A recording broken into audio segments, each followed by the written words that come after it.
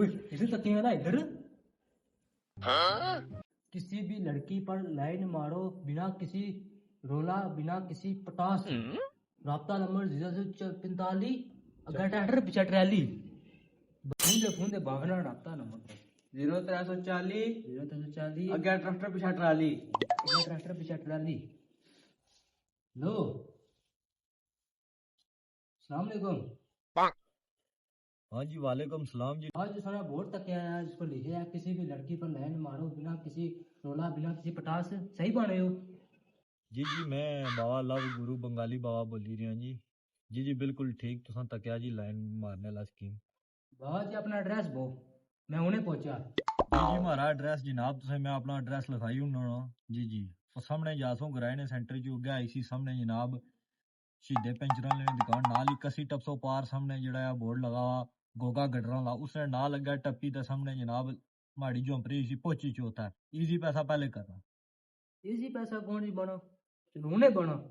हाँ पहले ठीक है जी भाई उस ये ठीक है ये ठीक। ठीक है। ओए टीम भी ये बंदे इसने पे वेगा ठीक है तैयारी रहे हो ठीक है बस ठीक है टेंशन नहीं कि नहीं बिल्कुल ही तू तक जड़ा बंगाली बावे रहना कम तक करने का है ठीक है ठीक।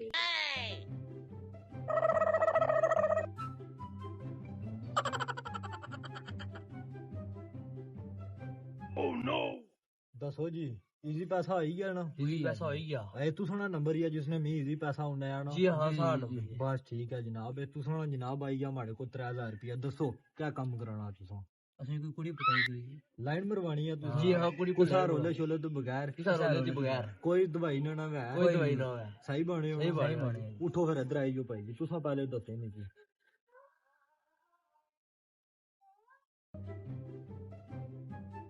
हाँ जी दसो ना दसो जी। तीनों पेंचर वाली 5 मिनटा लेन लगी जल्दी टेंशन नहीं किन्नी जनाब ठीक है मैं हूं नाम लिखी ना तीनों पेंचरों वाली ठीक है।